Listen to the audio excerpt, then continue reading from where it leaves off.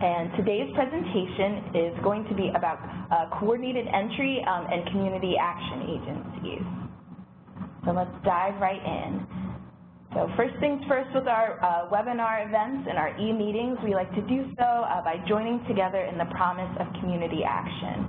And we do so because despite maybe our different jobs or different titles, the different places that we're in across this country, this is the thing that unites us together in our work. And it states that community action changes people's lives, embodies the spirit of hope, improves communities, and makes America a better place to live. We care about the entire community, and we are dedicated to helping people help themselves and each other. So a little bit about our project, the Learning Communities Resource Center. Basically, its purpose is to help you all out there in the field build your capacity to fight poverty more effectively in your communities. And we do that by highlighting and identifying effective, promising, and innovative practice models that you can use out in the field.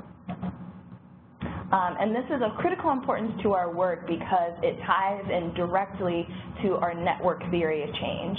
You see there in the middle those services and strategies that we're all called to do as a part of our work and what makes us community action agencies.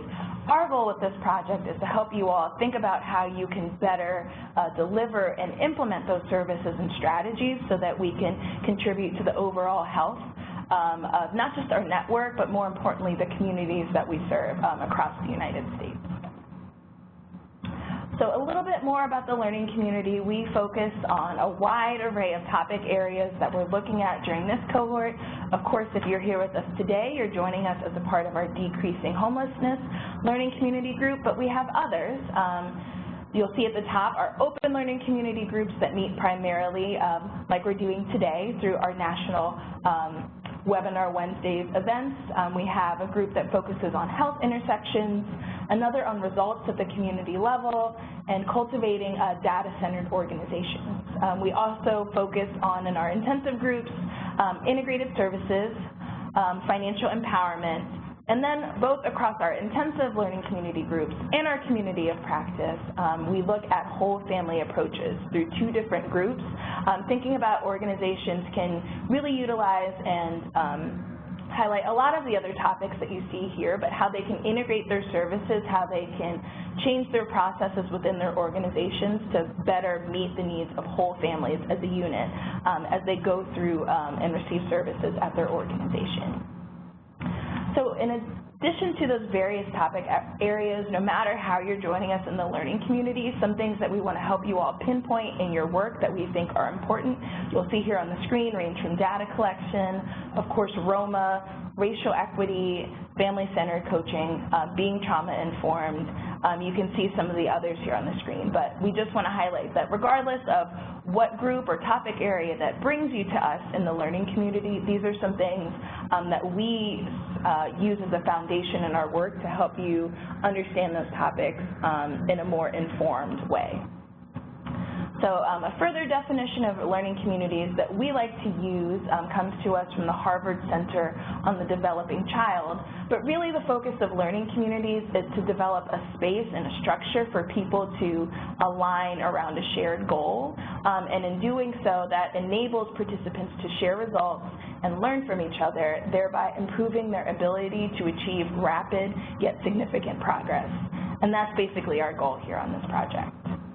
Another way to say it, a simplified version, is if we can get a lot of people to engage in some small changes within their organization, that can result in some really big, impactful changes that we see in communities across the United States. So a little bit about the membership of the learning community. We're very excited to have representation from all 11 regions of our network, and you all have your footprint in over 400 counties across the United States, representing rural, urban, suburban networks, and a culturally diverse array of communities that you serve. And you can see that in the last year that you all, as a part of the learning community, have served over 1 million individuals within the last year. So again, thinking about that last slide where we talk about getting a lot of people to do some small actions, we can really, that can really result in some massive change across our communities in the United States. So a little bit about the team here on the project. I already introduced myself. I'm Hyacinth, but we are led in our efforts on this project by Tiffany Marley, who is our project director, Jarl Crocker, who is our director of the Training and Technical Assistance Department here at the Partnership. We're very excited to have Jeannie Chaffin, the former OCS director, joining us as a consultant, working with us on our whole family approaches engagements. My wonderful colleague, Courtney Kohler, who is our senior associate for TNTA, Liza Porras, who is another program associate in our department, and Charity Frankowski, who actually just finished up her role with us as an AmeriCorps Vista volunteer, working primarily on our Rural Impact project. So with that, we are very excited to continue in this work and to highlight developments in the field as it relates to homelessness by engaging with our colleagues and wonderful partners from the National Alliance to End Homelessness. Today's facilitators, we're going to be hearing from Kay Mosher McDivitt, who is the Senior Technical Assistance Specialist at NAEH. And I didn't have her picture up here, but we're also going to hear a little bit from our colleague, Sharon McDonald, who also works at NAEH. So without further ado, Sharon, I'm going to turn it over to you. You are on. Feel free to go ahead and get us started whenever you're ready.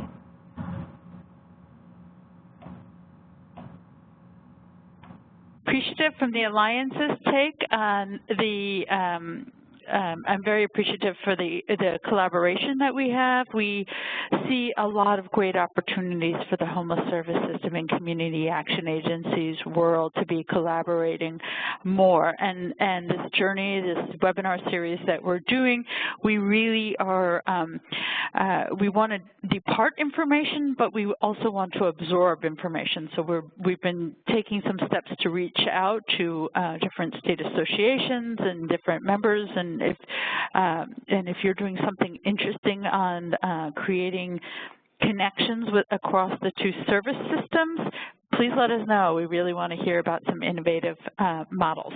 So if I could just go to the next slide, Hyacinth.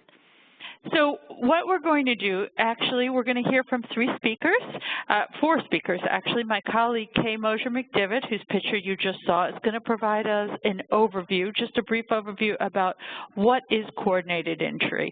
And it's essentially how are homeless service systems organizing themselves and what is the access to that organization. So she's going to provide an overview of that. And then we're going to hear from three different representatives from community action agencies, Tony Milner, Dusty Noble, and Corin Tuberty from Wisconsin, and they're going to describe how their community action agency is involved in coordinated entry and or their homeless service system, and what do they think. So this is, rather than doing short presentations by each of them, this is going to be a conversation amongst them about how their community action agency got involved, what they're doing, what they think the benefits of community action agencies participating in homeless service systems, and some of the challenges. So, so if you go to the next slide. Just first a brief overview from Kay, and then a discussion amongst the four of us, Tony, Dusty, and Corin, and myself. And throughout, I'm going to invite folks to submit questions on the chat box for Tony, Dusty, and Corin. I think if there's specific things around coordinated entry you want to do follow-up with, maybe you can email me after, and Kay and I can get back to you, but it's really more around where the community action agencies are intersecting and what the benefits are. So I hope this is useful to you, and I definitely want to hear your take on what's working in your own community, what's not, and we can strategize together and pick the brains of the great folks on this phone call. And with that, I'm going to turn it over to my friend, Kay. So good afternoon, everyone. Although those of you on the West Coast, it would be good morning yet to you. Thanks so much for all of you for joining us. So I'm actually going to tell you that I'm under very strict instructions from Sharon to keep this brief, so that we really think the most important part of this is having a conversation with the folks from the community action agencies. That being said, I hope I don't talk too fast, because sometimes when I want to get through things, I'll talk pretty quickly. So again, I don't know how many of you were on the webinar that we did last month, where I went over an overview of what an effective system response system should look like. And this slide was part of that. And I actually gave a little brief overview of all 5 of these key components that we say are the elements of an effective system response system. So today we're going to focus on this burgundy one, the coordinated entry that includes outreach, diversion, and prioritization. Hi, Sis, next slide. So this is an example. This was actually put together by USICH when they were talking about a family system and what a crisis response system should look like. Families that works well across the continuum of care. And so this is across the system. This is not just within one organization, but this would rather be how we want to look at a good crisis response system. And actually HUD used this when they rolled out all of their materials on what coordinated entry is. This was an example they used as well.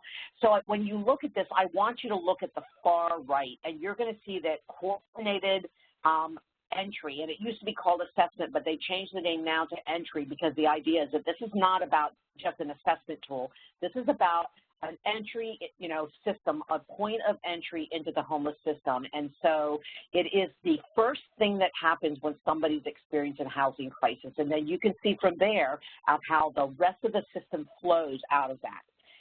And it's really important to realize that coordinated entry really should be your front door to anything you need in the homeless service system, whether it's a targeted prevention to make sure that we really are targeting our prevention resources to those most likely to enter our homeless system, which would also include diversion. You can see that first block, which we're finding a lot of communities that are doing that through coordinated entry are able to divert, anywhere. We're hearing from 25% more on the single side, and families we're hearing as much as 50 to 60% of households that are calling in thinking that they need shelter. When targeted prevention resources are put at that front door, they're able to actually divert them to another solution besides shelter.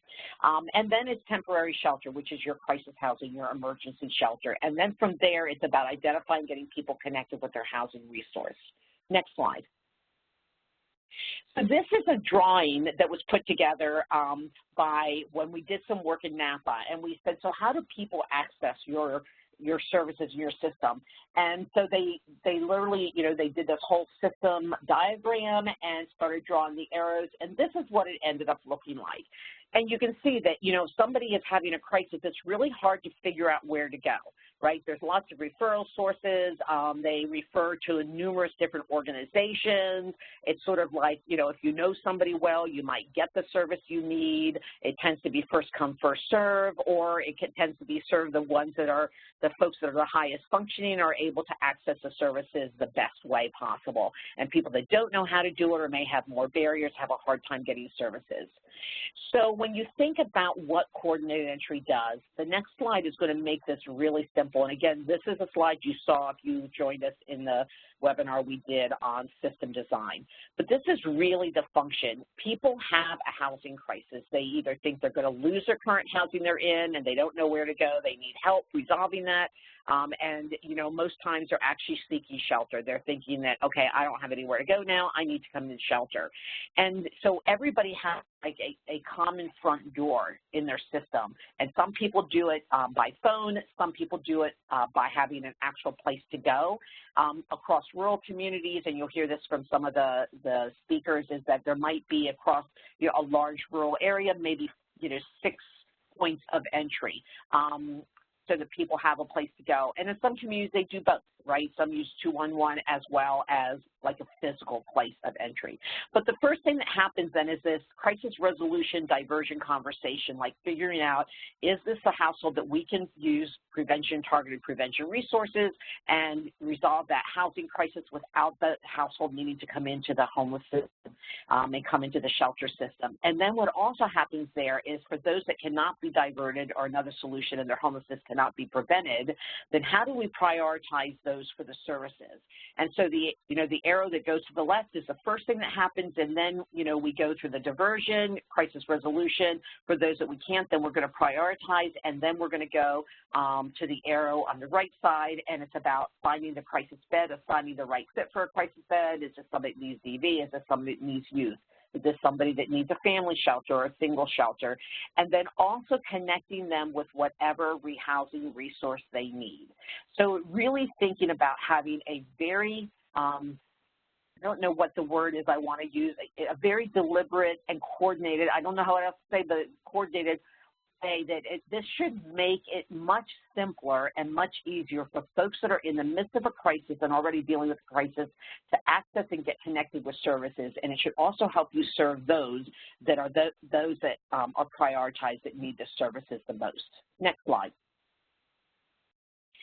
So a lot of times people, and the reason we believe, by the way, that HUD changed the name from coordinated assessment to coordinated entry is when folks started doing this, it was like, okay, so everybody's using this assessment tool, check, we've done that.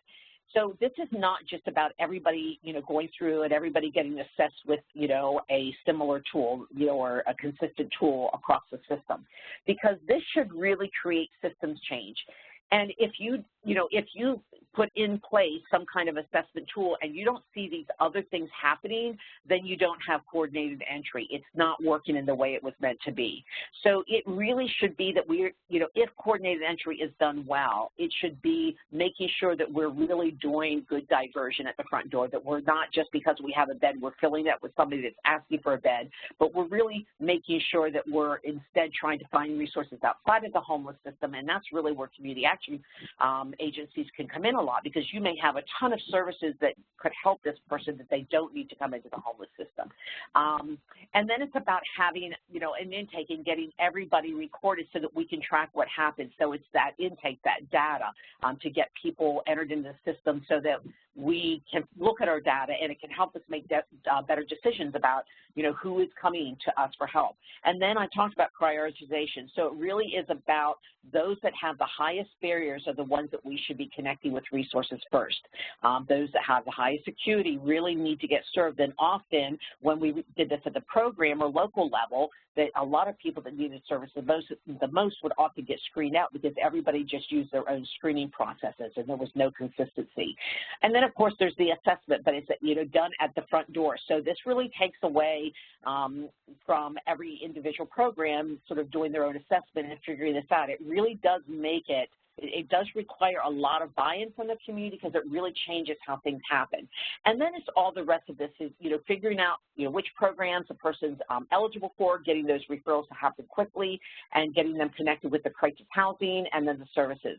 And here's the one bullet I think is the most important. It is about closing the side doors. And so if you still have organizations, coordinated entry is in your community, but organizations are still taking people from, those that call them and you're sort of having what we call the side doors, then coordinated entry needs to still be adjusted because we really want to close those side doors.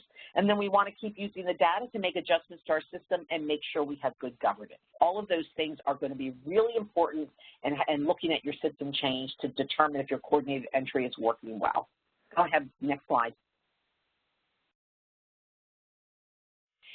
So just a little bit of prioritization. This is not about, and again, I want to say this came from some of the training that was done by HUD when they first rolled out the idea of coordinated entry this past year. They didn't first roll it out, but when they made it mandatory that every continuum of care needed to incorporate coordinated entry by this January. So this does not serve people on a first-come, first serve basis. This is really about prioritizing those with the most severe needs and the most vulnerable.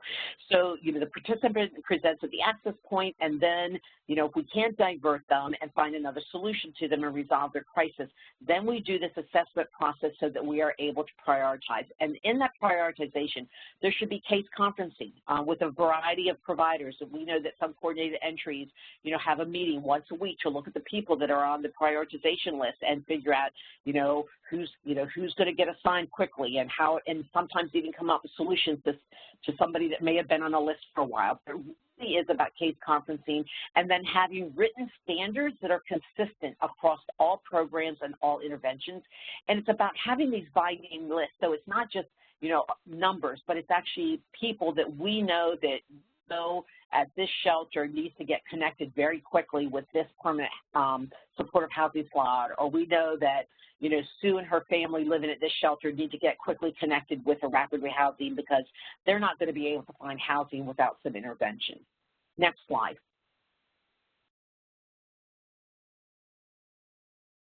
And then the next piece that comes with it is after that, and now it's the referral. So again, that referral should be uniform across projects. So, you know, every emergency shelter, how we do referrals should be done in the same way. You know, if you still have some transitional housing, that should be done in the same way. The same for permanent supportive housing. And this is about individual programs now, not screening out. It's about the system figuring out the programs that are in the community, how they can best be utilized and serve the folks that are experiencing homelessness. For any projects that receive any emergency solutions grant money, so any projects like, you know, emergency shelter or rapid rehousing that receive emergency solutions funding, whether it's through the state or through your local community, that you have to participate in coordinated entry and only take referrals from coordinated entry, and also for any programs that Continuum of Care funding, that get the funding through the Continuum of Care NOFA. Those, in addition, need to all take referrals through the coordinated entry process. But we really believe that if it's going to work well, all programs, regardless of funding source, you know, so if there's shelters, for example, maybe you're operating a shelter and you don't get any of the HUD funding, but we really would like to see all community action programs with, you know, any of the homeless services you're providing, regardless of where your funding come from this process, because it's going to make your services be much more impactful in ending homelessness across your community. Next slide. So the outcomes that you need to be looking for. So to know whether coordinated entry is working well in your continuum is that, first of all, we should see a reduction in first-time homelessness. And also a reduction on waiting lists, because that means that we are catching people at the front door before they're coming into a shelter, and we are actually doing some really problem solving, some diversion conversations, and I know the folks from Utah are going to talk about that because they are the agency that's doing all the diversion on the family coordinated entry side, and it's made a huge difference. And what it may mean is sometimes, you know, shelters get like really concerned, like, well, now we have some empty shelter beds, but the reality is if you've got an empty shelter bed and there is nobody unsheltered in your system, that's a really good thing. If you have empty shelter beds and there's unsheltered people, then it means coordinated entry is still not where it needs to be. But the idea is that we want to decrease folks that are coming to our shelter system, our homeless system for the first time, and help them look at all their other options of what they might be able to do and get connected with other supports in the community so that they don't need to come into the homeless system. And again, we just see a huge partnership with community action agencies on this. And then we also want to reduce the average length of time people are homeless so that people don't have to sort of go shelter shopping or shelter hopping or rapid rehousing shopping or permanent supportive housing shopping, where everybody's, you know, trying to figure out what program they can get into, and then in the meantime the time of homelessness just increases. The concept behind coordinated entry is that if you're getting connected with resources from the moment you hit that front door, then your episode of homelessness should be greatly reduced. So another way that we can tell that coordinated entry is working well is when we see a reduction in the average length of time that individuals are homeless across the system. That's not just within a program, because if somebody's hopping from program to program to program because they, you know, maybe they've stayed in a shelter and you have a 30-day limit and now you exit them and then they just on their own go to the next shelter, but by having coordinated entry where somebody has to go through the front door, that front door is going to be able to say, wait a second, like we assigned them to a shelter, let's figure out what's happening in our system that they're now back, you know, looking for shelter again, and reduce the length of time that people are homeless. We want to increase access to permanent housing, and so we want to make sure that when people do leave emergency shelter or crisis beds, the majority are exiting the permanent housing, which is why we're connecting to those permanent housing resources at the front door.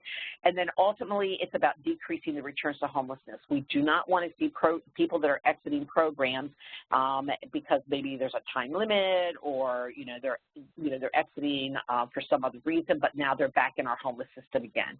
So again, coordinated entry should be giving us a lot of information about how well our programs are working and our system is working, so that we can make sure that we're not having people return to homelessness. Next slide. So that, in essence, and I was pretty sure, but I thought I better ask for the next slide, that wraps up sort of what the role of coordinated entry is and how important it is. And what we do know, and then I'm going to turn this over to Cher, is we do know that particularly in some balance of states and rural communities, that a community action agency or agencies have actually ended up being that point of entry and doing the coordinated entry for the continuums of care, because it makes the most sense.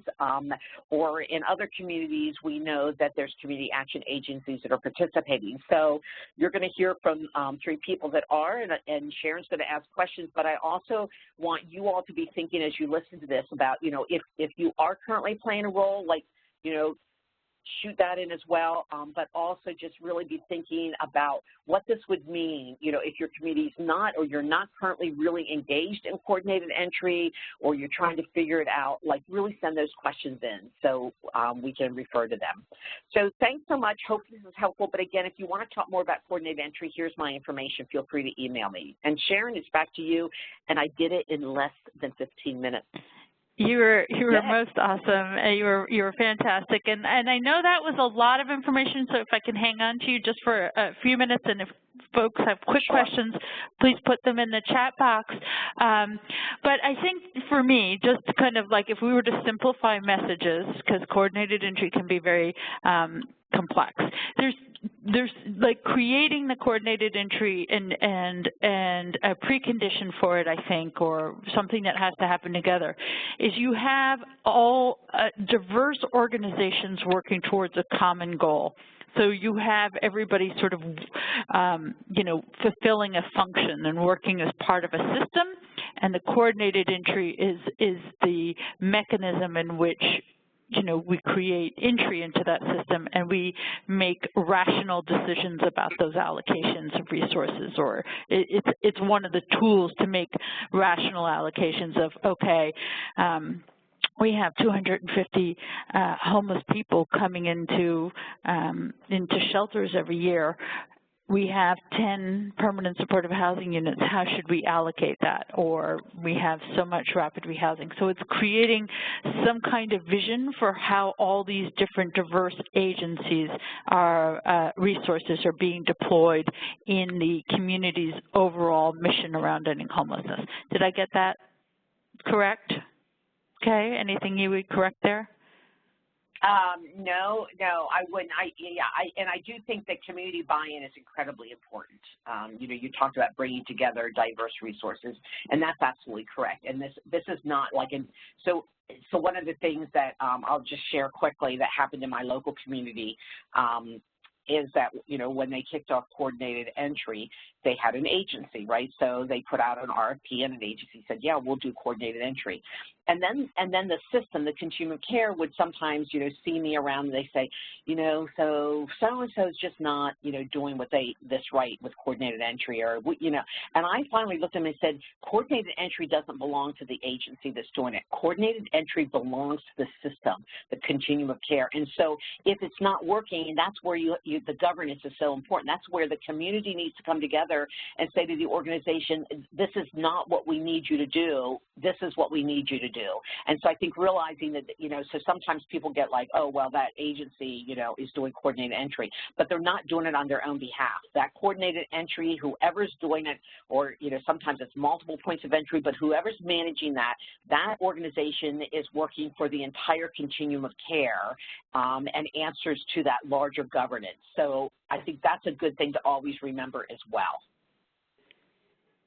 Okay, and I have a very specific question, and I will just make that probably the one question I'll ask of you, and I think it's emerging. Is there a priority for human trafficking survivors on place with a coordinated entry system? Now, I'm going to test myself. I think that the priorities happen at the community level, but Correct. we've just received the HUD's NOFA, and there's going to be some more requirements and some emphasis on what needs to be in place for trafficking survivors. Anything you would want to add in there? So prioritization really does, so sometimes what happens, so I just want to say, so sometimes what can happen is that people will use an assessment tool and certain questions are asked, and based on questions there's a score. And so it wouldn't be just one thing like human trafficking. There's a variety of questions that are asked, right? And there's training that should usually go with that. But then, somebody gets a score. And so sometimes that person, regardless of what they're presenting with, may not score in a prioritization. But what we'll always say is that a tool on its own should not be the only thing that's used, that it really needs to be a community discussion. And so if, for example, there is a high number, of human trafficking survivors that, are really coming in our community and there's no safe place for them to be, that as a community, that decision can be made that we need to prioritize this in addition. So we've got the scoring, and that doesn't mean take away from that assessment tool, but use that assessment tool along with community prioritization. It's both. Okay. I want to say, Sharon, is that one of the requirements is that there has to be a common assessment that everybody's getting assessed with common assessment questions. Like it's all done the same way. So you have to have that as well. So it can't be that you present just with one thing. It's both. Yeah, and that's across the community. So different communities can use different assessment tools, but everyone within the community is being assessed with the same tool. Right. All right. Well. And Kay has a ton of resources, and her colleagues in our community, in our capacity building team, tons of webinars and other resources. So folks that want more specific information, please take a look at that. And so with that, I'm actually going to turn to some of your colleagues in the community action world to talk a little bit about their experience. And I'm actually going to start with Tony Milner with Utah Community Action. Tony, could you tell us a little bit about how Utah Community Action is involved with your local homeless assistance system, how you became involved, what your role is, and what you're getting out of that? That's a lot, I know. First of all, can you hear me okay? I can. Good. So hello, everyone. Tony Milner here with Utah Community Action, Salt Lake City, Utah. I'm happy to kind of speak about our experience with our local coordinated entry system. Utah, Salt Lake City metro area technically does not have an up-and-going coordinated entry system yet. But what us and the other members of the community are doing, we've come together and we're doing parts and bits and elements of kind of leading us down towards the path to fully implement coordinated entry. We were kind of brought into the system about 2015, so it's been about 3 years ago. Our state came to us and basically said, we would like you to do a diversion program. We started up the diversion program. We partnered with our local shelter. We staffed it. We brought in Ed Boyd, the guru with the Cleveland Mediation Center, did trainings, got everything up and going, and it was interesting having us get going. So basically, the local shelter basically said, first of all, they said, well, we're already doing diversion, but then their method of diversion was not a full, fleshed out, true, honest version of. And so at first they were kind of, it was kind of skeptical to kind of bring in an outside agency to kind of offer this service, but I think they kind of were willing to let us come in. So thankfully they did. We came in, and it was interesting too because seeing how there was kind of like we were kind of rubbing shoulders in the community where it was like, why is Utah Community Action, why is a CAP all of a sudden now jumping into homeless services? And we kind of had to, remind everyone we've been in the community offering housing and case management services for the past 30 years here in Utah, but then 52 years we've been around offering a range of other self-sufficiency services for the community. So we kind of had to remind them, like, we've been doing homeless services, we've been around forever, we have the knowledge base, we have the expertise, we're a full-fledged partner here at the table, ready to commit our resources, time, energy to reduce, if not get rid of homelessness. So that was very interesting having us come in. It's been a very successful program with our diversion. The national average is about 25% success. Overall, since we've been doing it for the past 3 years, we've hit about 35% success rate. Currently, success rate, like the past month right now, was only 23%. But over the past 3 years, it's 35%. And kind of echoing what Kay had to say, too, exactly, like what a valuable service to the community to free up beds for those who truly need it, and then be able to divert at the shelter door folks who have options, who have other supports that they're currently not tapping into, have that important, crucial conversation at the shelter door to basically have them not enter the traumatic experience that shelter is. So the community has embraced us. We've now kind of expanded to the point where we are now doing, that was just at the family shelter that we were working. We've now expanded to doing single homeless men and women at the other shelter location. We've also kind of been helping the other parts, community players here in the state of Utah get their diversion programs up and going. Diversion is very difficult in the sense where it can become kind of nebulous and people start to kind of get their own versions and kind of go off with their own versions. And it's always a matter of kind of like bringing it back in to have it be a pure diversion assessment. I'll kind of jump off in just a second, or I'll pass it back to Sharon. But we're happy, the main thing is just, we're happy to be part of the larger perspective. I can't stress enough what Kay said as well, of just the value in a common assessment. It is extremely helpful. It is extremely valuable. It's something to kind of go back to. It's something to just have as a standard. We're not making things up. It's good to always kind of go back to the value of a common assessment. One final thing I'll mention too, and I'll kind of pass it back to Sharon, is Kay kind of mentioned, they're going to kind of clients are usually going to come to us in one factor or another because they are kind of shopping around.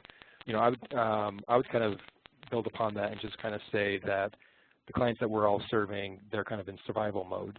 They're coming to us from multiple access points because they're in crisis, where they are sending out the alarm. They're basically calling every number that they can possibly call. They're reaching out to other people to then make phone calls in their behalf. With currently what we're doing here in Salt Lake, we have our diversion program at the shelters.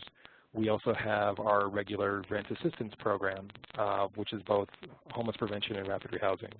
We also have a specialized program that's a combination of diversion and housing case management that's out of our local homeless day center run by the Catholic Community Services. We have these 3 entry points, and there will be some days that someone will hit all 3 access points because, again, they're trying to get every single resource that's possibly available to them. And so it's been fantastic to then have everyone talking, everyone on the same page, to then be able to kind of help navigate that person to the right service that is needed for them and their needs. All right, Sharon, I'll pass it back to you. Well, let me just do a quick follow-up question. So are you sort of at, on the family side, at 100% coverage then? So families who are going to end up in shelter are going to, or trying to end up in shelter, are going to go through you first. At some point, you're going to be interacting with them, regardless of the different numbers that they're calling, because you have all those different access points, and you're now ramping up on the single side. Is that a correct summary of what's up there? Yes, good clarification. So thankfully, we're at 100% coverage of every family coming into shelter. We're either doing a diversion assessment before they enter, or if they enter when we're not there, say in the middle of the night, we'll do a delayed diversion assessment. So 100% on the families. The single men, single women is a little bit more challenging, and what we've been doing with that is new, non-chronic, basically kind of referral from the shelter staff. The shelter staff are always, of course, good to identify this is not the normal clientele, this is somebody new. Mm-hmm. Let's have them talk to a diversions worker first. But then hopefully when we get to a point with full implementation of coordinated entry, everyone will receive a diversion assessment first. And I think, one more quick follow-up.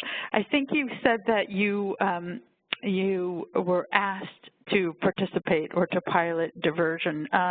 Was this on your radar before, or were you wanting to get your feet more into doing homeless services? What really got you interested, engaged, and brought to the table? Another good question. The state approached us. We knew about it, heard about it, and kind of did like, oh, that sounds great. That sounds wonderful. I'm glad that that's being rolled out in different communities, and maybe that will happen here in Salt Lake. The state purposely came to us because they wanted to widen the circle. They wanted to widen the different partners and not have it just be, they wanted to be system-driven, not agency-driven. And so purposely, I think the state was very smart to basically, rather than hunker down and work with the shelter, to basically say, let's really work on having you do a good, true diversion program. Instead, they widened the circle to basically say, come on in, Utah Community Action, let's have you guys kind of help out with this aspect of. Yeah, no, that's fantastic. I do think that I think I'm going to speak for the homeless services community, though they may not want to give me that power. I think that people really welcome new people at the table who can bring in expertise and resources to help solve this problem. I think we're well aware that the homeless assistance resources can't do it on our own. So that's fantastic. Dusty, could you tell us a little bit about how the Hawkeye Area Community Action is involved in homeless services and coordinated entry in Iowa, and how you got involved? Yeah, can everybody hear me? Yep. Awesome. So yeah, I'm with Hawkeye Area Community Action in Iowa, based out of Cedar Rapids, and the way we kind of got involved is a little bit like what Tony was talking about, is we were asked by our continuum of care to kind of spearhead this movement in the state of Iowa. One of the reasons I think there was a bit of an urgency in our case was we were seeing some decreased funding coming to the state because we didn't have an active coordinated entry system. And so they came to us and we agreed to do it. One of the reasons I think is because nobody else wanted to do it. But we also have always had that in mind and been mindful of the homeless situations in our area. We do operate a large transitional housing program, so we were familiar with working with that population. When we also we had kind of the capacity to do so, we offered we operate several different programs, and we had the folks with the skills and expertise to go ahead and move forward with it. We were asked to be the SSO, and I don't know if I'm jumping ahead here or not, but Iowa's a balanced state. So the first thing we really did was try and get all of those counties regionalized. It was kind of overwhelming to think about covering all of those, all of that vast area with just a single access point.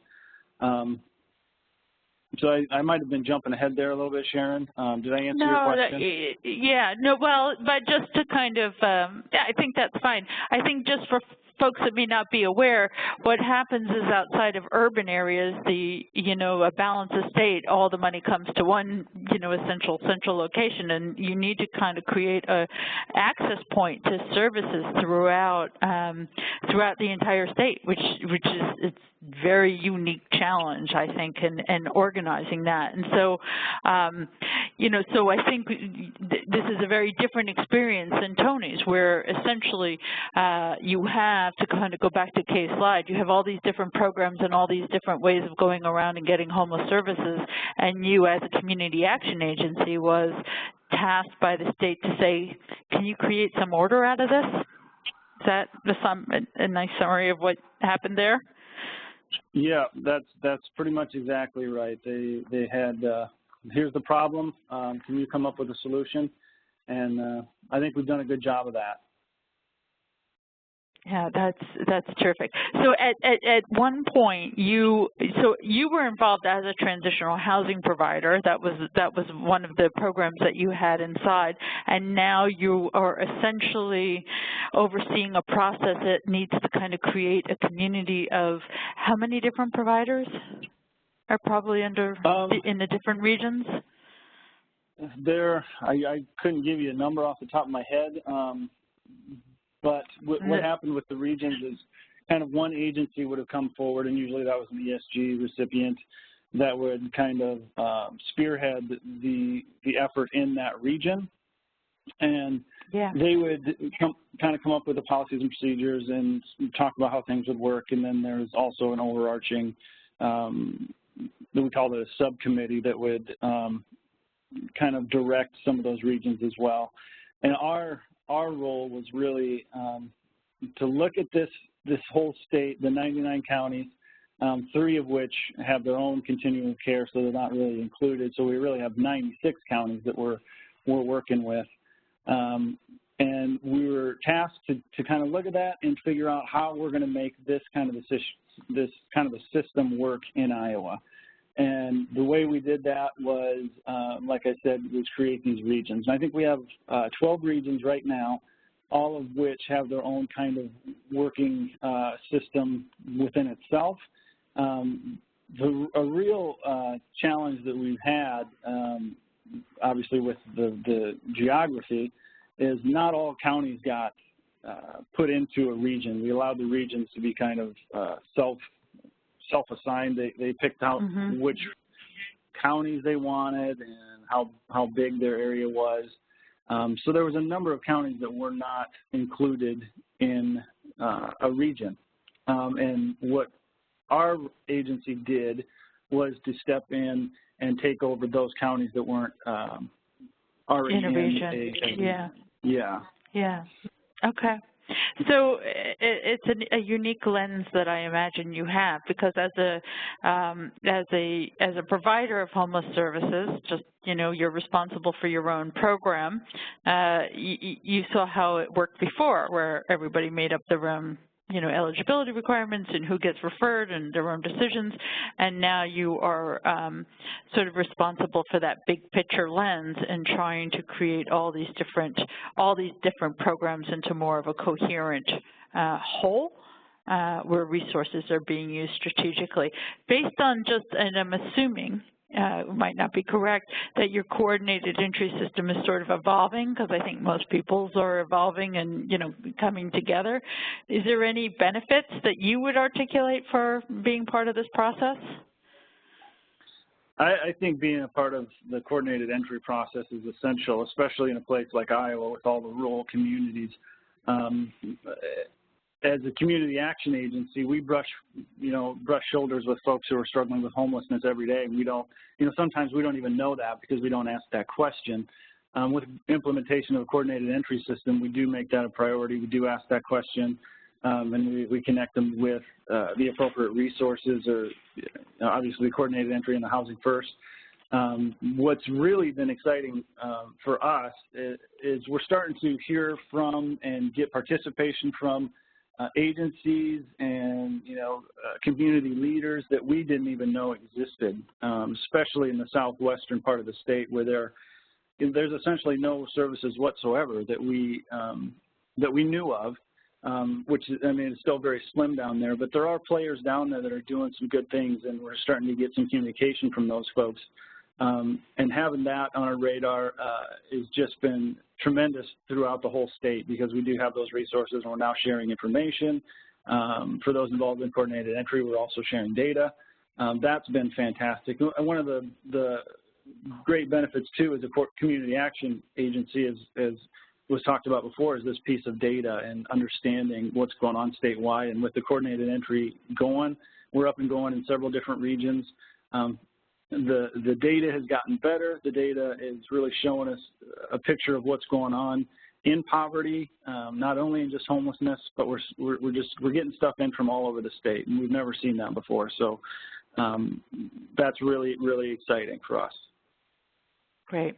Thank you. So, Corin, could you tell us a little bit about how your agency is involved in the homeless service system in Wisconsin and how you got there? Sure. So West Cap serves 7 very rural counties in western Wisconsin, and we have been providing transitional housing and eviction prevention since about 1991. And I I joined the agency in 2013, and at that time I was told, hey, you need to join a committee of the Balance of States COC.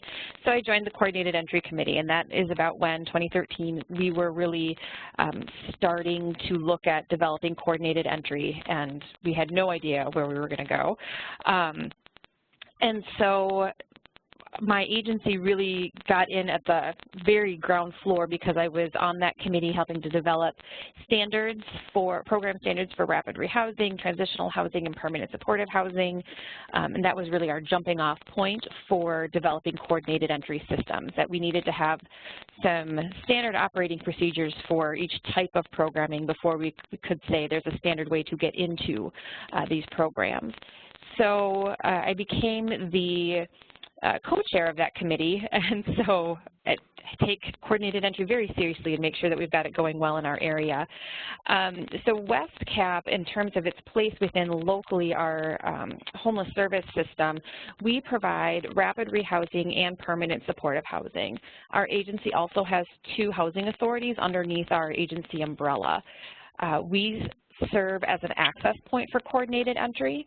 The Wisconsin Balance of State operates a no wrong door system. So we have the standard operating procedures, policies and procedures for coordinated entry across 69 of our 72 counties. And then we implement it locally with local coordinated entry leads who ensure that the participating agencies have their staff trained, that they're following the rules and the policies and procedures. And so WestCap, as a COC-funded agency and ESG-funded agency, is one of those access points for coordinated entry. We have a staff person who is, her title is our Intake and Assessment Specialist, and she is the lead in our local area for the implementation of coordinated entry. And throughout the Balance of State of Wisconsin, we have 21 local coalitions or regions, if you will, and each of them has their own coordinated entry lead. And I'm just going to kind of jump onto a question that I see Hyacinth posted about having regions, and are people allowed to choose to move to any region, or are they limited to choose only the region they currently reside in? One of the things we did, because we use HMIS for part of our coordinated entry system, is that if somebody is interested in being prioritized for services in another area of the state, we are able to make that referral for them. And so that's often a piece of the process, is saying, okay, we can get you connected here, or is there anywhere else that you have resources or support systems, someplace that's back home, a place you would like to move to, and then we ensure that those referrals happen also. So I know I jumped ahead there, but I saw that question, and it's just one of those things that is working for us. No, that's great. So you and I'm going to jump ahead too. You and I talked the other day to prepare for this webinar, and one of the things that came up in our conversation, so I'll open it here, is what do you see as some of the conflicts and some of the complementary aspects of the mission and values of community action agencies and the role of coordinated entry and homeless services? Does that mesh? Does it conflict? What's your take on that? So I'm moving into the more general questions here. Sure. I think on its face, it looks like it could conflict.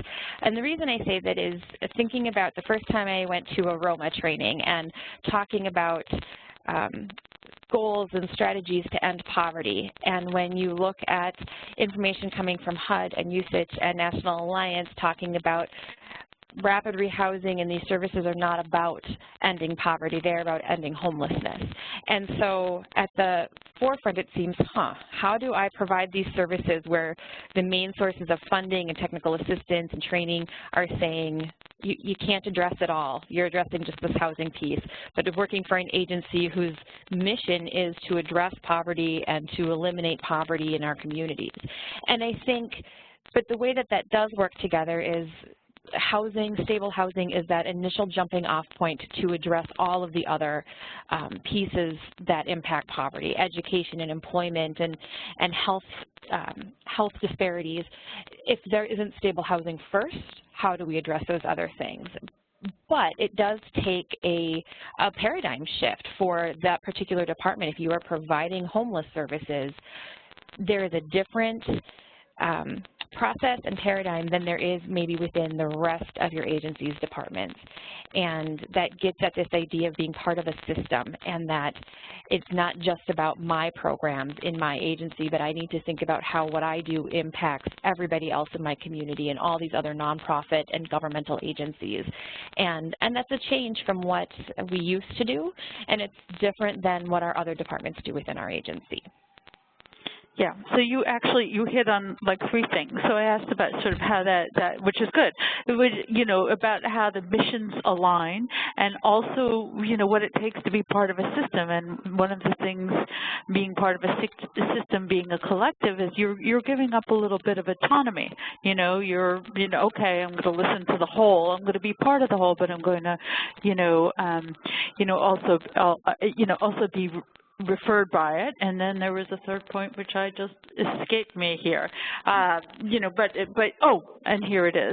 The idea that I understand is that community action agencies have been increasingly pushed to, have community level outcomes and demonstrate community level impacts on what they're doing. And so this is another way of doing that. So that might all build the case for improving collaboration. Does anybody, Tony or Dusty, would you want to add to that, or any other thoughts on that? I'll jump in. Tony here. Just the fact, too, I think a lot of people in our community forget or don't know, or they don't know. We always are guided by our annual assessments, community needs assessments. And so that's always been a valuable resource, too. Whenever we could bring it out, it's always like, oh, I didn't know you guys did this. I thought it's just like our local Department of Workforce Service did something like this, or we've kind of gone off of other agencies, or, kind of piecemealed information, or the point-in-time count, or HIMIS data. And so that's always been kind of good, too, to kind of bring that to the table to say, like, look, we have our finger on the pulse of the needs of the community. And I think that is such a, oh, I'm sorry. No, you go ahead, Corinne. That's a really strong resource that community action can bring to the table, is exactly what Tony said, is we are doing these community needs assessments, and we're doing it broadly. And so while we may have, smaller nonprofits may have the anecdotal data or what they're seeing, observational data, as community action, we are bringing other resources to the table to say not only is housing and homelessness an issue, but let's look at food insecurity, and let's look at mental health and addiction needs and transportation needs, and really take that big picture approach where we can start to say, if we're going up the stream, if you will, what is starting to be these causes that are really resulting in people becoming homeless. And so community action really is well positioned to really help in putting the big picture together. Well, so there's also putting all the pieces together to prevent homelessness, but then also it seems like that would point to you all, the Community Action Agency world, being good access points for people who are homeless, who often have trouble accessing the mental health services or welfare services or child care or Head Start or other kinds of programs, lowering the barriers or helping to make sure that there's greater accessibility to kind of that critical core supports. As you've done work, this is for everybody, as you've done work in delivering homeless services and in coordinated entry, are there other non-traditional, it's not a service we think of as a homeless services, that you really started to deploy differently and make accessible to people experiencing homelessness? Other programs that your Community Action Agency provides? Tony here. One thing that we've jumped into is school mobility. So bringing over our housing case management programs into currently 3 different programs right now that are focusing on school mobility. Our Local United Way brought us into this process through a private source, the Seymour Foundation, the Seymour Institute for Family Stability, based out of Texas. We're in the 4th year of this. It really partnered with our Local United Way to target at-risk, high-needs schools. Then basically we get referrals directly from the school district saying parents are either currently homeless, doubled up, living in a motel, or they're about to be homeless. we swing in with our housing case management, work with them a little bit longer than we normally do, help them out with rent if needed. And then now we're starting to compare that data against the school's records to basically say, we helped out little Johnny 4 years ago and got him and his family stable with holistic case management. Is he still in school? Is he still in the district? Has he been missing days of school, and how are his grades? We're working with that program right now, but then that was the initial program, but then that's branched into another United Way funded grant program that's targeting 3 other schools. And then we've recently gone into another partnership through a private source, not through United Way, with the Salt Lake School District as well. And so all of them have been greatly welcomed, and we're happy to be offering that to Salt Lake City. Great. I'm going to ask some of the questions that have been submitted from folks on the call, and if you have your own observations or success stories or questions, please submit them. Again, this is, for me at the Alliance, this is a little bit of a learning journey, and we want to elevate and identify good practices that other people could learn from, so please don't be shy. So this is for whoever wants to take it. What is your opinion on a coordinated entry in a community where there is a quote unquote no wrong door approach or multiple access points and agencies? How, does a coordinated entry require a single point of contact, or can a no wrong door approach also work? Well, this is Dusty. I can maybe help with that question a little bit.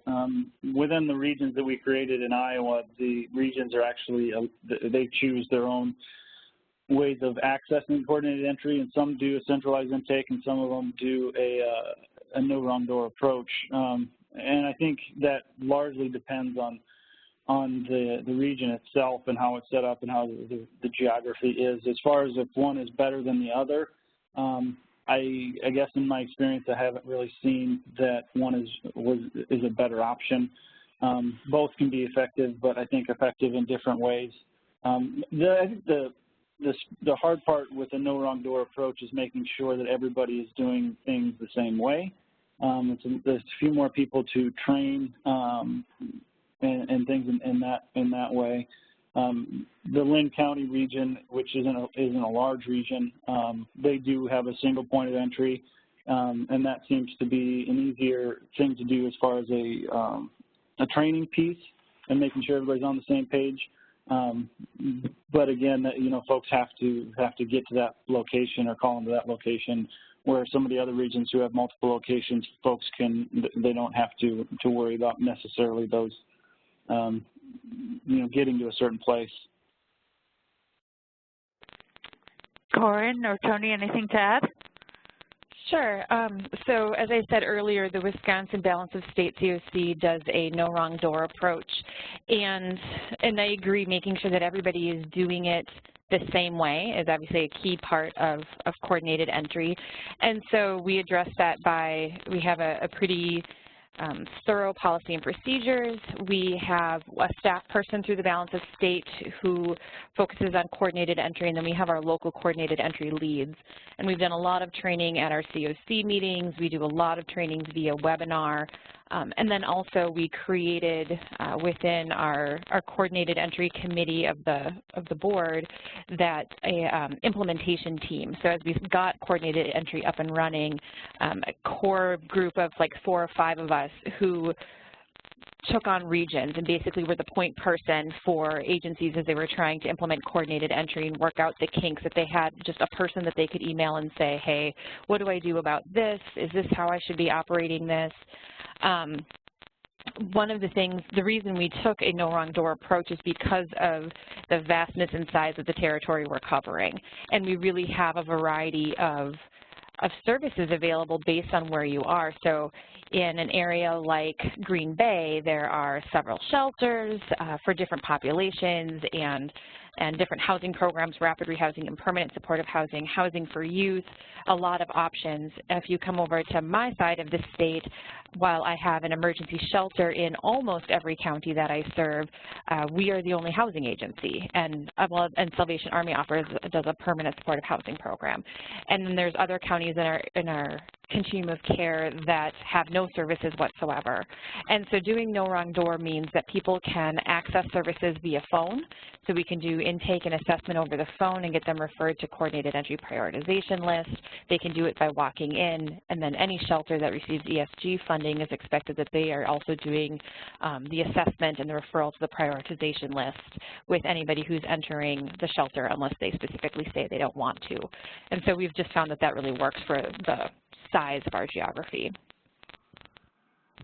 Yeah, and then in Salt Lake City, we are still rolling it out, but we are leaning more towards a multiple site, no wrong door approach.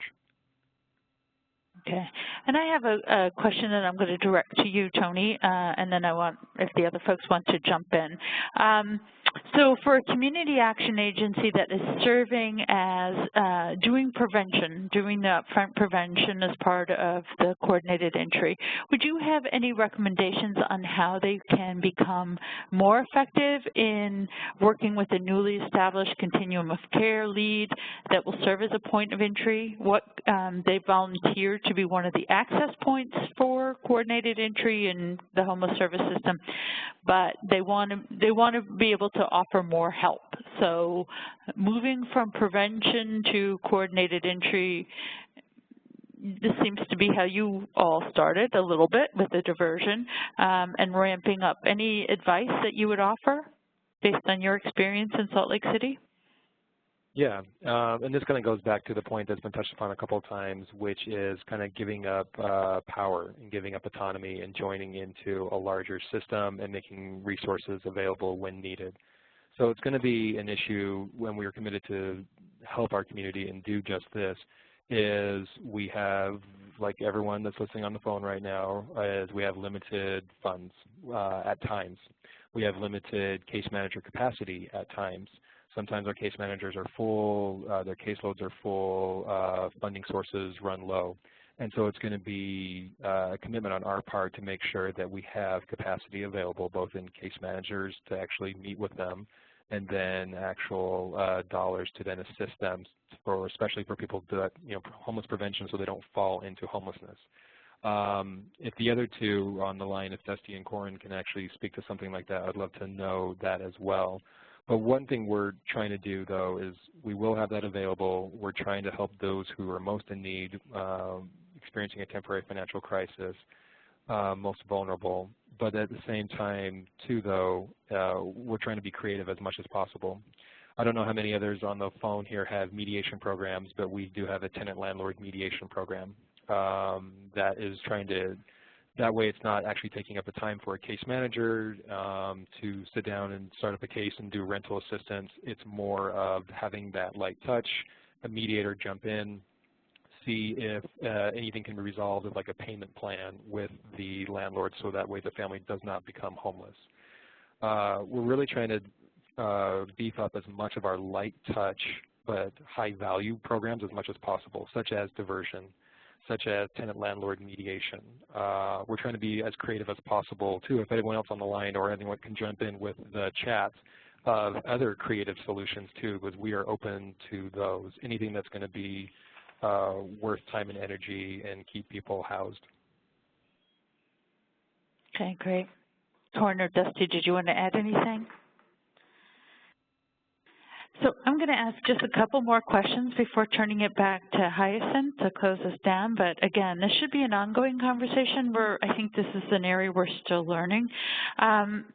Maybe I'll do the more challenging one here. I think that one of the functions of coordinated entry in homeless service systems is as everybody's talked about, prioritizing, where and how the resources get utilized, and that conflicts with the way that a lot of us were trained in this world, which is first come, first serve.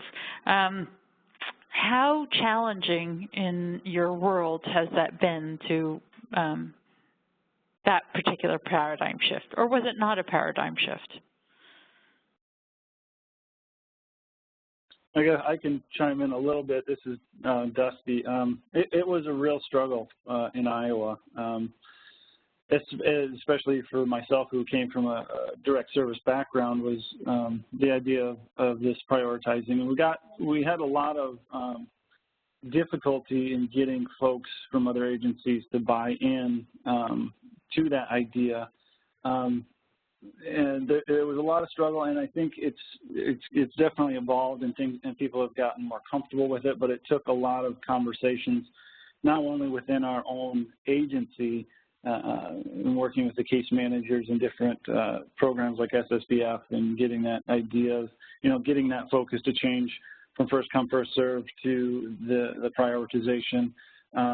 It was a struggle, but I think, as we have shown, it can be done. People can see the value in it now, and we're kind of coming along that way, but we still have a long way to go. This is Corin.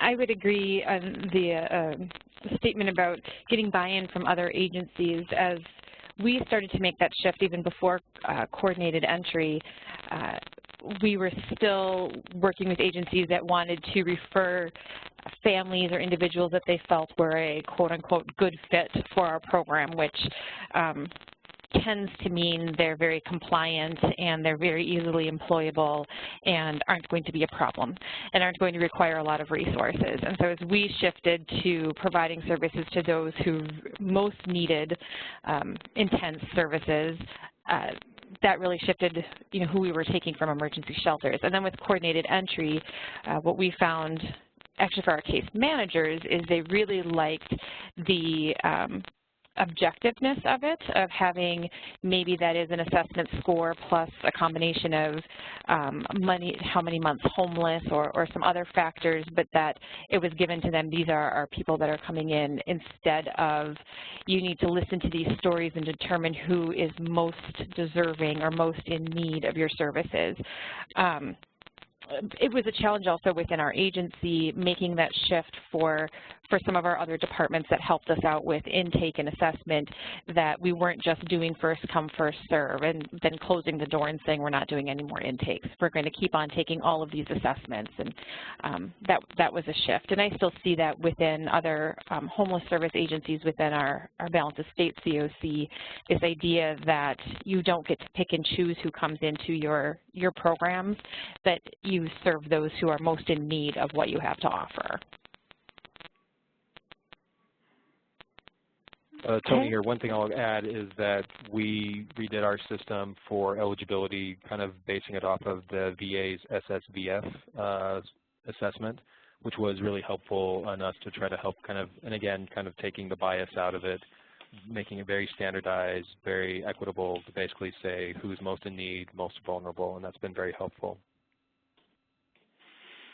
All right, I'm going to fold two questions to close this down, so you can take any aspect of it or both of it. So what do you think, your agency, what have you as a community action agency, what have you gotten out of being a homeless service, being part of a homeless service system and coordinated entry? Has it benefited you organizationally, and or,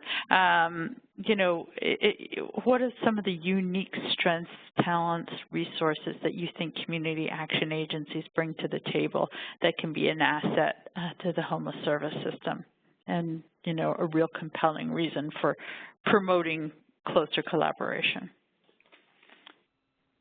So again, are you getting anything out of it? And what are you bringing to the table when you come? Anyone want to tackle that? Sort of a summary. Sure. Tony here, I'll jump in. Yes, we should be doing this. Yes, absolutely. We are definitely bringing an absolute brain trust and a lot of resources to the table because we've been doing this work for so long.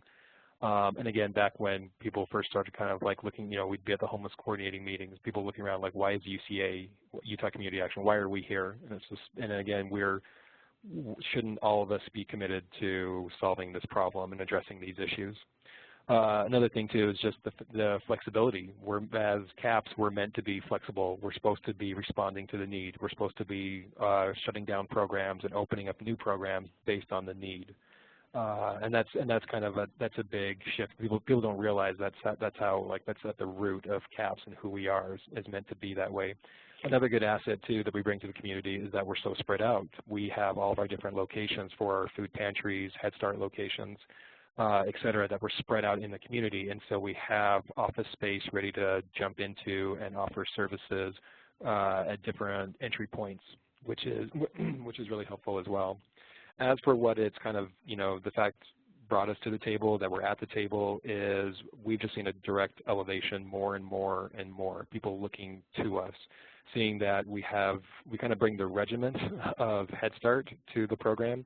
We are so data-driven. We are so based on the trends and based on the needs that people are very surprised of how clean and order we are.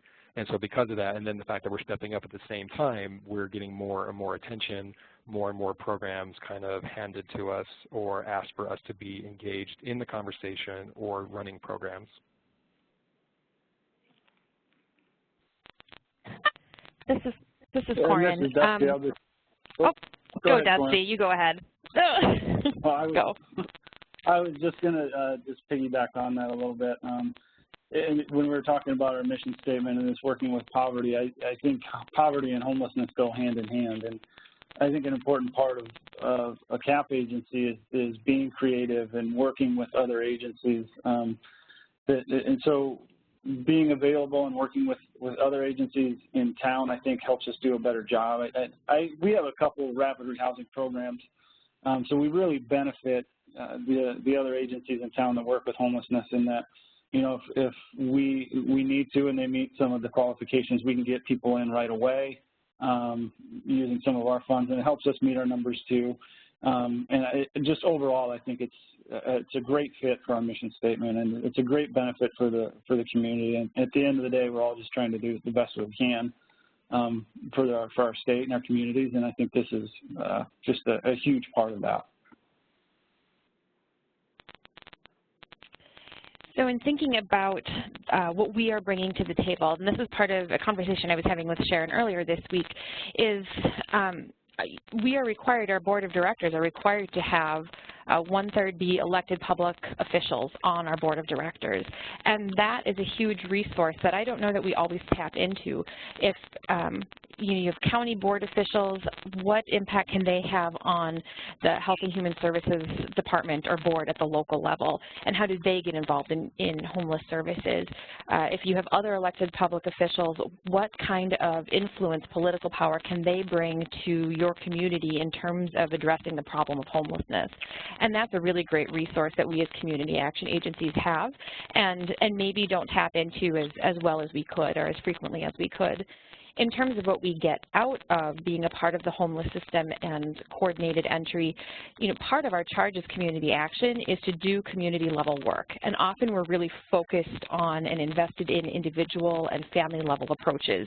But this is our part to be part of a bigger system that really improves the whole community. And we can decrease the rate of homelessness and increase access points by being part of the coordinated entry and really make a systems level and community level change. And that overall brings up the overall quality of life for everybody that we're serving.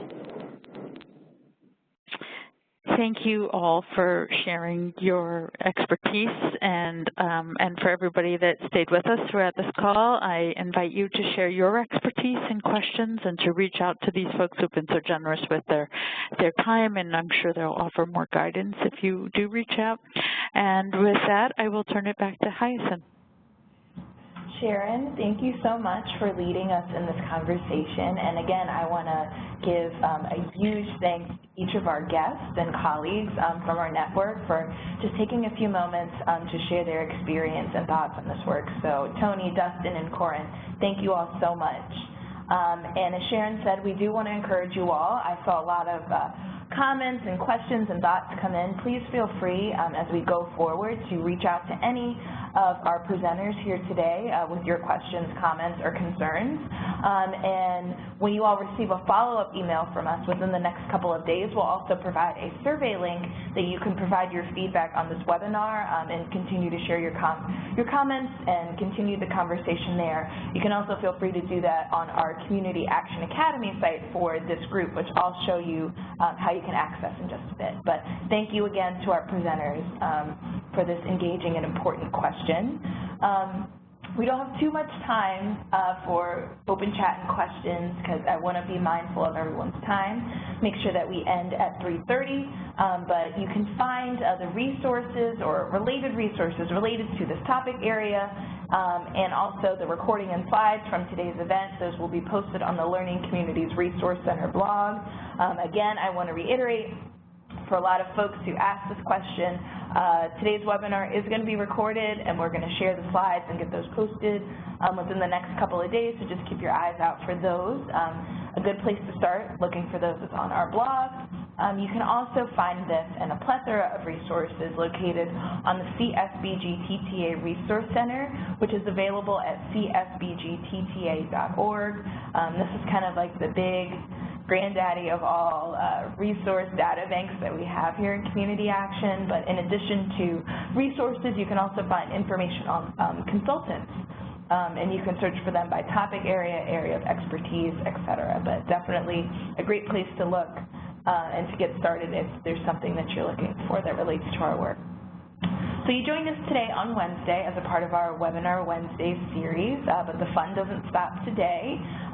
I know that you joined us as a part of our Decreasing Family Homelessness conversation, but as I mentioned in the beginning, there are a wide array of other topics that we focus on at these Webinar Wednesday events, and you can find more information on our upcoming schedule of events at the address that's provided here on the screen. You can also find that across, again, the partnership website and the Learning Communities Resource Center blog. So I just mentioned that there is a course for this topic area, Decreasing Homelessness, on our Community Action Academy Moodle platform. It's totally free, and the way that you can sign up is you go to the address that's provided here, you put in your email address and your name, and you're all set, and you can access the recording from this presentation, our previous meetings of this group, and then you can also converse and continue conversations with your colleagues in the network as it relates to this work. So as I mentioned, this was the second convening of our group, so we're about halfway through for our Decreasing Family Homelessness Learning Community. We have 2 more webinar meetings left. Please, we encourage you very much to join us. Our next one will be taking place in August on the 8th, and then our final concluding meeting for this group will be taking place on September 5th. So once the slides are shared, you can go ahead and register for those events if you're interested, and more details about those events will be released closer to their date. Our next upcoming webinar in general across the learning community is going to take place, of course, next Wednesday on the 27th, and that's going to be a part of our Health Intersections Learning Community Group, and they're going to be talking more about impact and evaluation for social determinants of health, how you can use that information with the work that you're doing, and your organization will be joined again by our colleague, Dr. Dana Long from the UCSF Bainoff Children's Hospital in Oakland, California. So please be sure to register. Join us for that. You can find registration information, again, on the Learning Communities Resource Center blog, on the partnership website, and there's plenty of other places where you can find it. Shameless plug for our upcoming annual convention in Denver. We're really excited to have you all join us and to facilitate yet another event. Our colleagues today from NAEH are actually going to be joining us there, so if you want to hear from them in person, that's yet another reason to make sure that you register and join us in Denver, and our conference is going to be taking place from August 28th through the 31st. And last but certainly not least, here is the contact information for everyone on the LCRC team. Please feel free to reach out, not just to me, but to anyone on our team with any questions, comments, or concerns that you have relating to training and technical assistance here at the partnership, and we will get you sorted out. But with that, that will conclude our webinar today. Thank you again to all of our presenters, our colleagues from NAEH, and we will see you next time. Thanks so much.